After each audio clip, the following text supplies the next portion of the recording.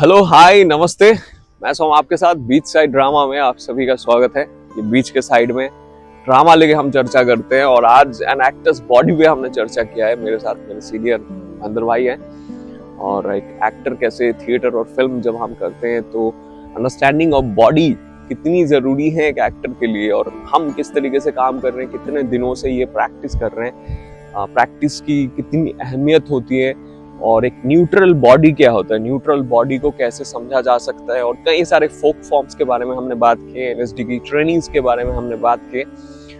तो एंजॉय कीजिए ये एपिसोड और कोई भी सवाल हो आप कमेंट बॉक्स में पूछ सकते हैं। शुरू करते हैं आज का एपिसोड। आज हमें एक बढ़िया सा खूबसूरत सा नाव मिल गया तो नाव के अंदर जाते हैं, बैठते हैं और आज साथ है महेंद्र भाई के साथ पहले भी एक एपिसोड बनाया हुआ है। महेंद्र भाई मेरे नेशनल स्कूल ऑफ ड्रामा के सीनियर रहे हैं 2016 के पास आउट और कल मैंने महेंद्र भाई से बोला आप अपना काम का एक लिस्ट भेजिए तो ये दिखा कि उन्होंने लगभग 500 के आसपास थिएटर प्रोडक्शन कर लिया है। आपने? नहीं, प्रोडक्शन कम है, परफॉर्मेंस ज्यादा है। परफॉर्मेंस कर लिया है और उन्होंने थिएटर आर्ट्स में एमए भी कंप्लीट किया 2010 में। और संगीत प्रभाकर जो आपका देख रहा था टीचिंग म्यूजिक का एक्सपीरियंस वो 2011 में 6 साल का। अरे बाप रे, मुझे देख के पता चला जब देखो अभी उनसे वो इतनी डिटेल्स में कभी बात नहीं हुई। फिर तो वो एनएसडी में रहे हैं, फिर एनएसडी रेपर्टरी में रहे हैं। ये काफी एक लंबी लिस्ट है। लेकिन ये एक बात बताओ, आपने जो आपके नाम के लिए लिखा है कि स्मार्ट एंड हार्ड वर्किंग, वो मैंने नहीं लिखा। वो एक्चुअली ये जो बनाया था ये मेरी जो बैचमेट है ग्रीनी फ्रांसिस, उसको कहीं रिक्वायर थी तो मैंने उसको अपने काम की लिस्ट भेजी। उसके बाद उसने एक थोड़ा सा इससे भी एक अच्छा फॉर्मेट है था मेरे पास, वो अभी मेरे पास है नहीं, वो थोड़ा कलरफुल, और उसने वो लिखा वो टैग लाइन। उसने कहा कि यार कॉर्पोरेट में जैसे भेजते हैं या फिर वो लिखना जरूरी होता है। So that was not my choice. Smart and hard working. हां, मैंने कहा यार चल अरे ये लिख लेते हैं, अच्छा लगता है। मैंने कहा ठीक है तेरी मर्जी। लेकिन मेरे दिमाग में ऐसा कुछ था नहीं, बस अपने काम के बारे में वो थोड़ा बहुत जानकारी। और मुझे लगता है कि बहुत सारे लोगों का ही इतना एक्सपीरियंस होता है। हम सब 14, 15, 16, 17 साल से थिएटर कर रहे हैं। बिल्कुल। मतलब मैं तो 2007 से, मेरे को याद है 2007 में पहला नाटक किया था। और मतलब एग्जैक्टली आप मेरे 4 साल सीनियर ही हैं। 2011 में मैंने पहला नाटक किया था, फिर मैं 19 पास आउट हूं, मैं 16 2007 में वो एक्सीडेंटली कर लिया था वो नाटक। मैं ग्रेजुएशन 3rd ईयर में था, तो 3rd ईयर में या 2nd ईयर में, तो उस समय एक साइंस फैकल्टी की तरफ से एक नाटक करना होता था। वो एनुअल फंक्शन में आर्ट्स हो गया, साइंस हो गया, कॉमर्स हो गई, अलग अलग फैकल्टीज होती थी उस समय। तो साइंस से हम एक कहानी मेरे पास थी जो मैंने अपने बचपन में देखी थी, मैरिज ब्यूरो नाम से एक कहानी थी कि एक आदमी मैरिज ब्यूरो खोलता है और उसमें तरह तरह के लोग आते हैं। तो पूरा वो एक कॉमेडी है, वो एक कह लें सटायर तो खैर क्या है, कॉमेडी है और थोड़ा गैलरी टाइप ऐसा कुछ था। तो उसमें जो लीड कैरेक्टर का पार्ट था, तो मैं जो हमारे साथ के बाकी बच्चे थे उनको बता रहा था कि देखो ये ऐसे करता है, और रीजनल लैंग्वेज में था, गढ़वाली में। तो मैं उनको बता रहा था कि यार ये कैरेक्टर ऐसा ऐसा ऐसा ऐसा, ये इसकी कहानी ऐसी, मुझे पूरा याद था वो। मैंने बहुत साल पहले देखा था वो। तो मैंने उनको बताया, तो जब 3 दिन बाद शो था, उन्होंने कहा यार एक काम कर, तू ही कर ले इसको, और किसी को तो याद होगा नहीं। मैंने कहा मैंने कभी नहीं किया, मैं कैसे करूंगा, नहीं। तो फिर जैसे तैसे याद करके वो किया। बहुत हंसे भी उसमें लोग, काफी कुछ था। लेकिन उसमें यकीनी तौर पे उसमें बहुत सारी जो रंगमंच की कमियां थी, जो नियम कानून थे, वो हमें पता नहीं थे, तो हमने फॉलो भी नहीं किए। तो हम सिर्फ लोगों को हंसाने के चक्कर में हम क्या से क्या कर दिए। बहुत एप्रिसिएशन बहुत मिला, लेकिन इस चक्कर में ये हुआ कि हमारे जो मेरे गुरु हैं प्रोफेसर DR पुरोहित सर, उन्होंने मुझे मंच पे देखा और फिर उन्होंने मुझे पुश दिया कि नहीं, अब 2 महीने बाद एनएसडी की एक वर्कशॉप आने वाली है, वो वर्कशॉप कीजिए। अच्छा। तो और 2008 में डिपार्टमेंट खुला था हमारा। आपको तो ये काफी पहले चीजें पता चली, मुझे तो 2014 में पता चला एनएसडी के बारे में। अब हाँ, नहीं तब मैं अपने शहर में सुनता था कि भाई एनएसडी से फलाने प्रोडक्शन गए हैं यहाँ, वहाँ काफी है, एनएसडी का काफी बोलबाला था वहाँ पे। तो वहाँ पे कुछ लोगों को मैं जानता हूँ जो कहते थे कि अरे एनएसडी हम गए, हमने नाटक किया, हमने एनएसडी देखा है, तो हम तुमसे सीनियर हुए। ऐसी बातें लोग करते थे। बहुत सारे लोग हैं ऐसे जो सिर्फ जाने के आधार पर खुद को सीनियर मान लेते थे। खैर वो एक अलग कहानी। तो उसके बाद धीरे धीरे हम लोगों ने रंगमंच, तब ये हुआ था कि 2008 में सुवर्ण रावत जी जो हमारे एनएसडी पास आउट है, और टाई में वो चिल्ड्रन वर्कशॉप के एक्सपर्ट हैं। अच्छा। वो हम नाटक कराने आए थे, और रस्किन बॉन्ड की कहानी पे आधारित द ब्लू अम्ब्रेला, उन्होंने एक नाटक कराया था और हम्म, उसमें गाइड का रोल मुझे दिया था। ओके। उसके ठीक 2 महीने बाद रामजी बाली और गोपाल तिवारी जी आए थे, अच्छा, उन्होंने सैया भैया कोतवाल कराया था। आपने काफी आप मतलब वही देखा कि आप काफी और पहले से उसके बाद फिर उर्मिल कुमार थपलियाल जी आए थे लखनऊ से, उन्होंने ओके। बरतोल्द ब्रेख्त का नाटक करवाया था, हमारे समय में तुम। तो लकी में हम सच में बहुत किस्मत वाले थे कि जो इतने अच्छे सारे लोगों के साथ हमने काम शुरू किया। बिल्कुल। तो एक संस्कार पढ़ना शुरू हुआ कि तमीज क्या होती है रंगमंच की, और उसके बाद फिर नाटकों का सिलसिला तो चलता ही रहा, बहुत लंबे समय तक चलता ही रहा, करते रहे। नहीं, हमारे वहाँ तो कोलकाता में ऐसी बहुत चीजें हैं नहीं, एनएसडी के बारे में एक थोड़ा सा वो फोबिया टाइप सा भी है, मैंने खुद भी फील किया और काफी लोगों से सुना। तो वो क्यों है वो तो कभी बात कर रहे हैं, बट कभी बहुत ज्यादा मैं 2011 में जब थिएटर ज्वाइन किया मैंने, 2013 फिर 2014 की तक जाते जाते जब दिल्ली गया, हम दिल्ली शो करने गए थे, तब मुझे एनएसडी के बारे में पता चला। बाकी चीजें बिल्कुल पता थी ही नहीं, किसी ने कभी मतलब उसको लेके बातचीत भी नहीं की। एनएसडी वो अपना ही एक जगह सेट करके रखते हैं, तो वो सब बातचीत ही नहीं करते, और कम भी लोग भी नहीं है वहां पे वैसे कोलकाता में, तो एक दिक्कत है। तो आपने बहुत सारी परफॉर्मेंस की, तो आज जिस टॉपिक पे हम बातचीत करेंगे, सोच रहे हैं कि एक्टर्स बॉडी मूवमेंट्स एंड जिस तरीके के मूवमेंट्स होते हैं अलग अलग जॉनर में, स्टेज और आप फिल्मों में भी अभी काफी काम कर रहे हैं, तो हम सभी काम करते दौरान जो ये एन एक्टर्स बॉडी, उसको लेके आपका क्या एक्सपीरियंस रहा, और आपने बॉडी को आप किस तरीके से सोचते हैं प्रिपेयर करना, या तरीके से आप? जैसे मैंने पहले भी कहा कि जैसे हम लोग पहाड़ से ही हैं, तो पहाड़ में क्या है कि बचपन से ही इस तरीके का हमारा रहना सहना खाना पीना होता है, तो हमारी बॉडी सभी लोग कहते हैं स्लिम होता है, ऐसा होता है, लेकिन मैं सच बताऊं ऐसा कुछ नहीं होता। हमारे यहाँ पे बहुत सारे मतलब जो शरीर का ध्यान नहीं रखते हैं तो शरीर थोड़ा गड़बड़ हो ही जाता है। और मेरा भी जब मैं एनएसडी आने से पहले भी एक मेरे पास एक चैलेंज था बहुत साल पहले 2007-8 में कि यार मुझे मोटा होना है। मैं बहुत पतला था, सुकुड़ी सा था, बहुत ज्यादा। उसके बाद फिर मैं जब मोटा हुआ तो मुझे जितनी खुशी मुझे हुई, मैंने कहा यार ये तो क्या खुशी है। फिर जब मैं एनएसडी का जो प्री एग्जाम था, उसके बाद जो फाइनल एग्जाम में एक वीडियो मेरे पास आज भी है उसका अवेलेबल, तो उसमें मैं काफी बल्की टाइप का दिख रहा हूँ उसमें। लेकिन जब एनएसडी में तब जाके समझ में आया कि बॉडी को भी संतुलित रखना हमारा काम है। मैं ये नहीं कह रहा हूँ कि भाई आपको पतला रहना या न्यूट्रल बॉडी रहे, न्यूट्रल बॉडी रहे कि ताकि वो हर किसी में घुल जाए, है ना। हर किसी के अपने तरीके, कोई जिम करता है बिल्कुल, वो भी एक अच्छा तरीका है वो अपने हिसाब से। लेकिन मुझे जो रिलैक्स जो मुझे सेटिस्फेक्शन मिलता है थोड़ा सा वर्कआउट करके, जो भी थोड़ा बहुत बॉडी वर्कआउट है, या फिर हमारे यहाँ के जो हमारा जो फोक फॉर्म है उत्तराखंड आपने फोक पे भी काम किया ना? हाँ बहुत जो हमारे यहाँ का फोक चक्रव्यूह है उत्तराखंड का, क्या नाम है उसका? चक्रव्यूह है, एंड बहुत रिगरस मूवमेंट्स हैं उसमें भी, बहुत रिगरस हैं, बहुत ब्यूटीफुल मूवमेंट्स हैं, बहुत मतलब ग्रेसफुल मूवमेंट्स हैं उसमें, है ना। और बहुत लंबा परफॉर्मेंस है, और उसमें इंटरनेशनली बहुत बड़ा ग्रैंड होने की उसमें बहुत बड़ी कुव्वत है चक्रव्यूह। अच्छा, तो उसका 10 परफॉर्मेंस का मैं हिस्सा रहा हूँ, 10। और वो 10 परफॉर्मेंस एक जगह नहीं, पूरे उत्तराखंड में कहीं कहीं 2 बार तो दिल्ली में किया आईजीएन से। हाँ, महाभारत उत्सव हुआ था 2010 में शायद, 10 में, हाँ 10 या 11 में जय उत्सव नाम से हुआ था वो। तो विश्व भर से महाभारत के परफॉर्मेंसेस आए थे, विश्व भर से। अच्छा, हाँ, दुनिया से आए थे। तो उसमें यहाँ हमारा भी चक्रव्यूह वहाँ पे किया था, और 2 बार किया हम लोगों ने आईजीएन से। उससे पहले चक्रव्यूह ऑलरेडी भारत रंग महोत्सव का हिस्सा सन 2003 या 5 में रह चुका था। अच्छा, तो वो बहुत एक तो फिर उसमें मैं जब चक्रव्यूह में लोगों को नाचते हुए देखता था, मैं परफॉर्म करते हुए देखता था, हमारे यहाँ के एक लोकल एक्टर थे जो हैं शायद अर्जुन है उनका नाम। तो वो युधिष्ठिर की भूमिका करते थे। जब वो युधिष्ठिर का अवतरण का एक बाजा बजता है ढोल पे कि इंट्रोडक्शन टाइप, तो आते हैं तो वो कुछ परफॉर्म करते हैं, और उनको देख के लगता है कि युधिष्ठिर है। बिलीवेबिलिटी, तो इतनी बिलीवेबिलिटी, इतनी प्लॉजिबिलिटी उनके परफॉर्मेंस में, इतना वो रम जाते हैं, ऐसा लगता है कि हाँ ये युधिष्ठिर ही है।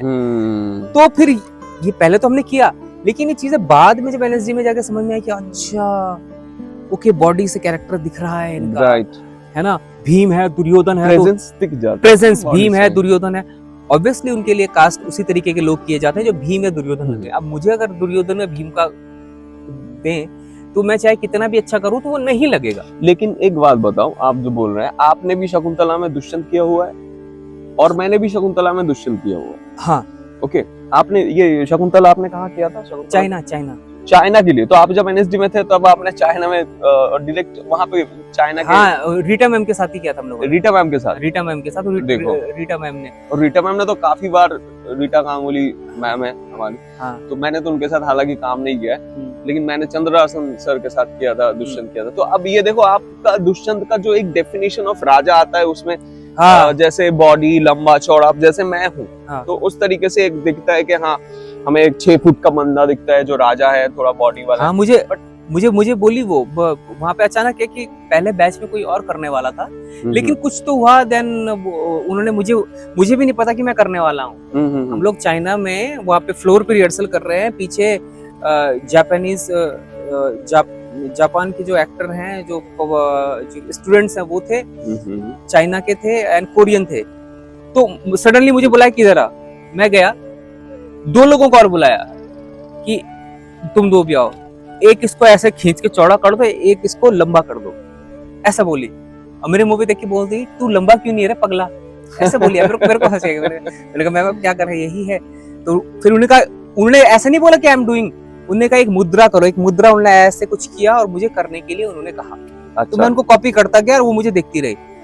अच्छा ठीक है, अब आ जाओ, यहाँ से ऐसे ऐसे करो। तो बोला नहीं कि तुम दुष्यंत कर रहे हो, ओके, बस दे दिया कि करो। अच्छा।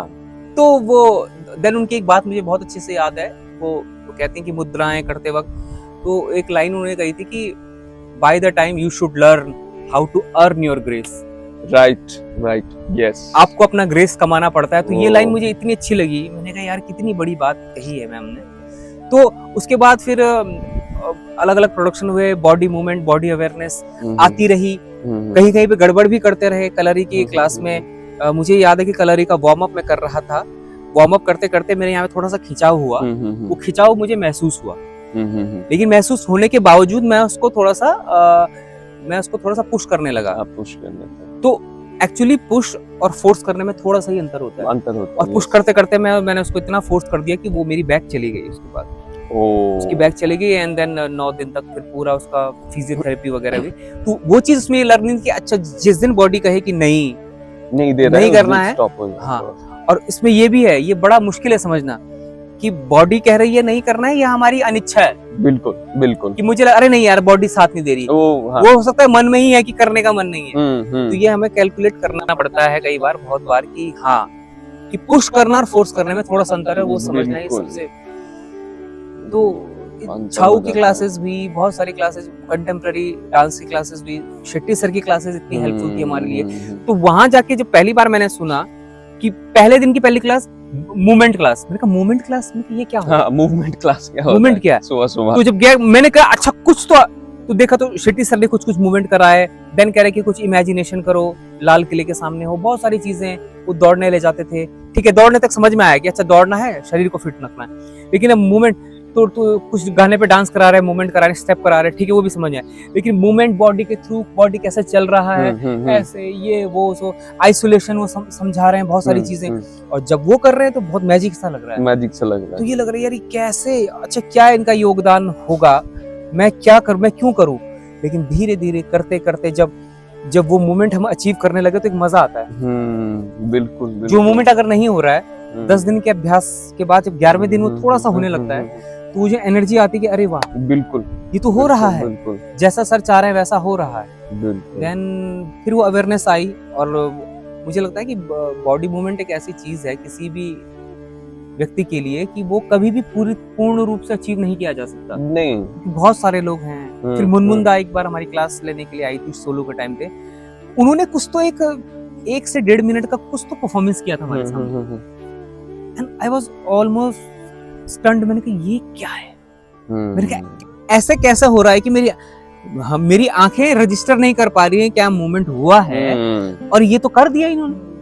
तब लगा कि किस लेवल पे वो काम कर सकते हैं, तो ये भी समझ में आया कि लेवल क्या होते हैं काम करने के, बॉडी मूवमेंट के, एक्सप्लोरेशन के। तो ये है वो बहुत कैरेक्टर जो हम सोचते हैं उसका एकदम, देखो आप 4 चीजें लिखी हुई है कि आंगिक, वाचिक, आहार्य और सात्विक। तो सबसे पहले आंगिक आता है। अब जैसे हम और आप बात कर रहे हैं यहाँ बैठ के, तो हमारी भी एक कॉन्स्टेंटली बॉडी का मूवमेंट हो ही जाए, बट उसमें हम जाके एक स्पॉन्टेनिटी की बात करते हैं, तो उसके लिए वो बॉडी को पहले तो ट्रेन करना जरूरी है, फिर जाके वो आप दुष्यंत बनेंगे, आप भीम बनेंगे, हाँ, आप कृष्ण बनेंगे, यस या यस चाहे यस आप कोई फार्स फॉर्म कर रहे हैं कॉमेडिया दिल आर्ट जैसे, या यस यस कोई क्लाउनिंग कर रहे हैं, तो आपकी बॉडी बिल्कुल चेंज होगी, आपको कुछ बोलने की जरूरत भी नहीं होती, यस यस। जब सारा इतना सिंक हो जाता है। जब हमारा प्रोडक्शन हो रहा था दूत घटोत्कच भास का सेकेंड ईयर में, और वो छाऊ फॉर्म में होना था, ये निर्धारित किया गया हमारे डायरेक्टर अजय मलकानी सर के द्वारा। तो उसमें मेरे को अभिमन्यु का पार्ट मिला था कि अभिमन्यु का आपको करना है, और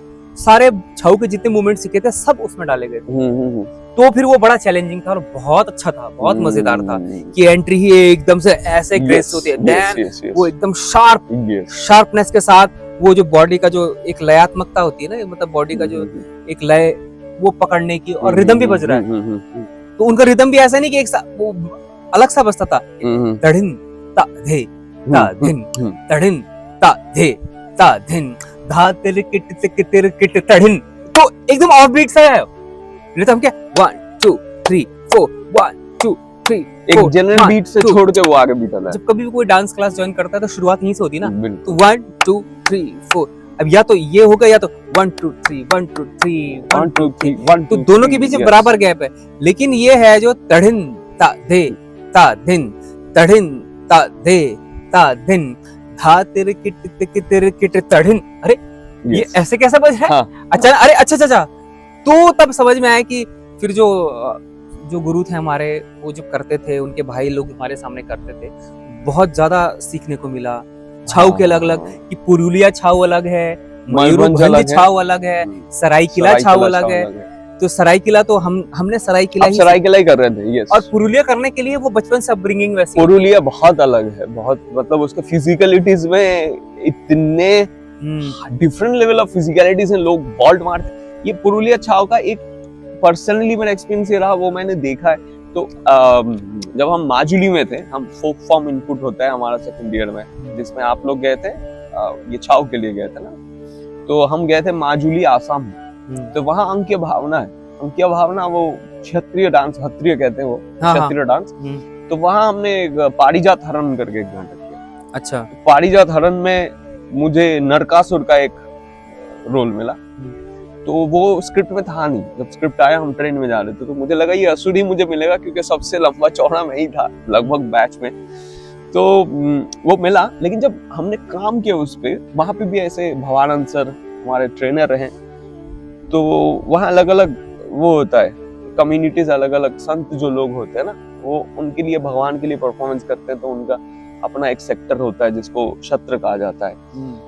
तो वहाँ जब मैंने नरकासुर किया, तो वो उसका जो बॉडी लैंग्वेज था ना, ऐसे बिल्कुल, तो ये छाव में वो मूवमेंट आता है, ऐसे टक टक टक कट कट कट मूवमेंट करते। तो वो मैंने जब किया, ओए दानो बगलो तुरा हो इडिक्खने गोया ताइक को बॉडो करो, तो ये जो वो चेंजेस था, ये बॉडी अभी चेंज हो गया अपने आप में।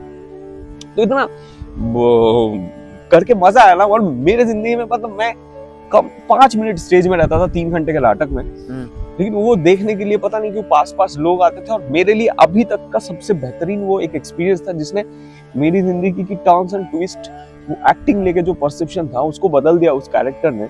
उसका एक एक्सट्रीम लेवल अचीव करना था बॉडी में, और वो मतलब आपके 3-4 मिनट का कुछ था। और उसमें हमें फाइट भी करना होता था कृष्ण के साथ, तो नरकासुर का फाइट, उसमें भी बहुत ज्यादा बीट था, टक टक टक टक टक टक टक टक ऐसे, है ना। तो उनके भी अपने बोल्स थे वैसे तो वो बोल के साथ साथ वो चीजें चल रही थी। और उसमें ज्यादा आपका फिजिकल अपीयरेंस ही बहुत ज्यादा मैटर। और हमेशा आई थिंक हम तो बहुत ज्यादा कम ही बात करते हैं फिजिकल अपीयरेंस, और हम जिस मूड में वो कैरेक्टर को, जैसे आप अभी यहाँ पे बैठे हैं, आप सुन रहे हैं, तो अभी आप दुष्यंत थे, तो फिर आपका बैठना और सुनना अलग हो जाएगा, सारी चीजें कैरेक्टर के हिसाब से।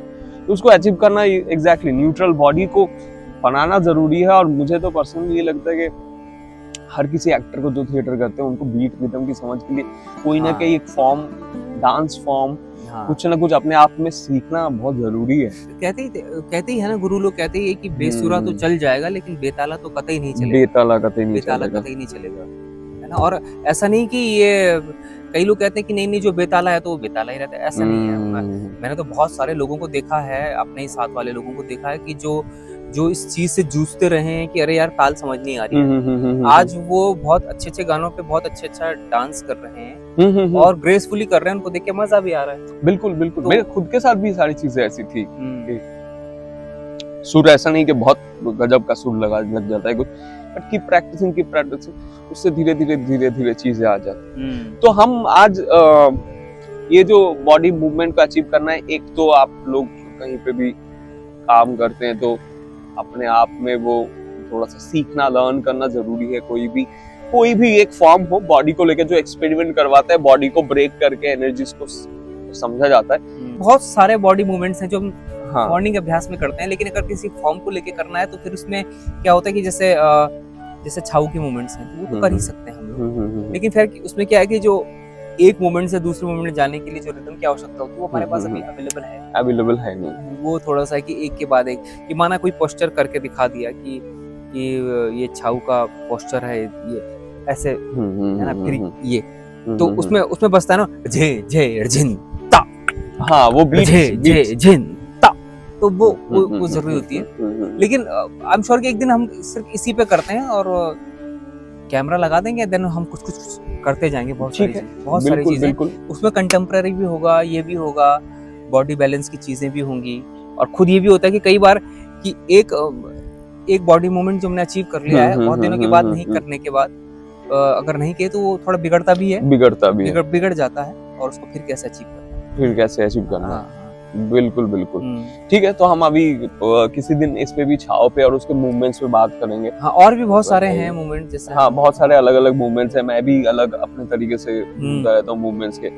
जैसे फिल्म और थिएटर हम करते हैं तो उसमें काफी सारी डिफरेंसेस हैं जो हम एग्जैक्टली कोई नहीं समझा पाता था। अब मैंने जब भी पूछा, क्योंकि लोग करते तो है, बहुत लोग वो खुद समझ नहीं पाते, कर लेते हैं। और मोस्ट ऑफ द टाइम ये देखा है कि जो फिल्म में काम कर रहे हैं सिर्फ वो कहते हैं कि अरे थिएटर नहीं करता हूँ। काफी लोगों से मैंने सुना कि थिएटर तो लाउड होता ही होता है, और बहुत लोग थिएटर में है जो आके फिल्म में काम नहीं कर पाते।